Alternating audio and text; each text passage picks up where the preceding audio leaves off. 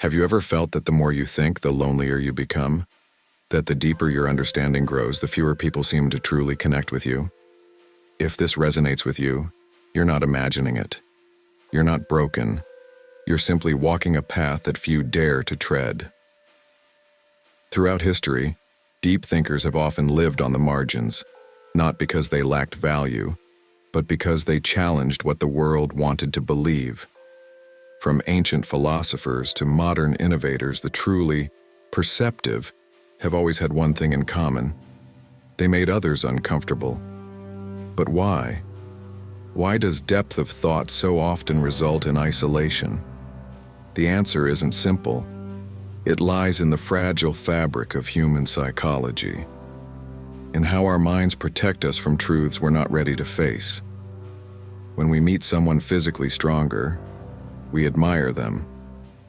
When we meet someone wealthier, we might feel envy, but we don't necessarily feel threatened.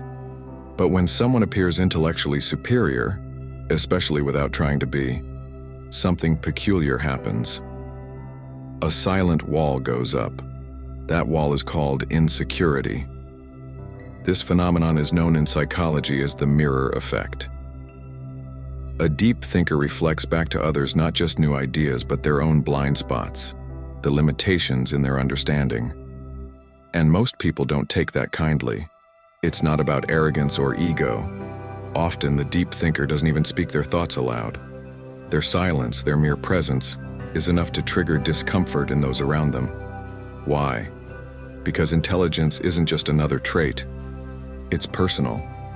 Unlike muscles or money, intelligence touches on how we see the world and ourselves. Our beliefs, opinions, and worldviews are built into our identity. When someone questions those beliefs, even indirectly, it feels like an attack on the self. This is why many avoid intellectual depth, not because it's boring, but because it's confronting.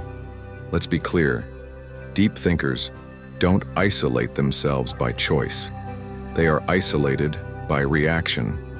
The more they seek understanding, the more they encounter resistance, not just from society, but from individuals desperate to protect their sense of certainty. Think about the last time you introduced a profound idea in a group setting. Did the room grow quiet? Did people change the topic or laugh nervously? That's the brain's defense system in action, a psychological reflex trying to restore balance by dismissing discomfort. But here's the irony. Society celebrates intelligence in theory, in books, awards, and documentaries. But in practice, it rewards confidence over curiosity, simplicity over substance, style over depth. Why? Because confidence makes people feel safe. Intelligence, real, raw, challenging intelligence, makes them feel uncertain. As a result, the world often follows the loudest voice, not the wisest. It prefers certainty over nuance, slogans over substance.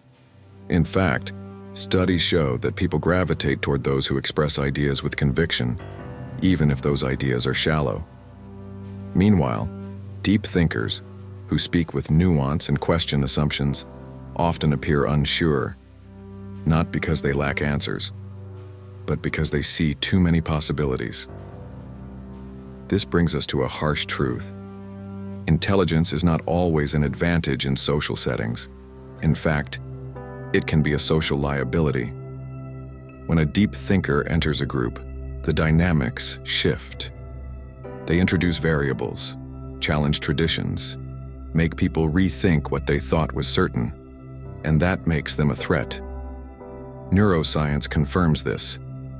When individuals feel intellectually outmatched, their brain activates the same threat circuits triggered by physical danger. The amygdala lights up. The reaction? Fight, flight, or freeze. This fear isn't logical. It's biological. Our brains evolved in small tribes, where survival depended on social harmony. Those who fit in lived. Those who challenged the norm were pushed out. Today, the stakes are no longer life or death, but the instinct remains. We still fear intellectual disruption, not because it's wrong, but because it makes us feel vulnerable. That's why society prefers those who echo common beliefs over those who dissect them. Even in our digital age, where knowledge is at our fingertips, this resistance persists. Algorithms feed us content that confirms our views, not content that challenges us. Viral success favors emotional hooks, not complex truths. And so deep thinkers once again find themselves on the outskirts, not because they aren't relevant, but because they aren't easily consumable. But it's not all bleak. While the world may resist intelligence, it desperately needs it. And deep thinkers are not doomed to isolation. They just need to navigate the world differently. Let's look to Arthur Schopenhauer, a man who saw intelligence not as a blessing, but a burden. He argued that the more one sees, the harder it becomes to participate in life's illusions. He believed that the intelligent are not antisocial by nature, but that awareness strips away the superficial joy others find in trivial pursuits. For those who see through the facade, it's hard to pretend. So what can deep thinkers do? How can they survive, and even thrive, in a world that seems allergic to introspection?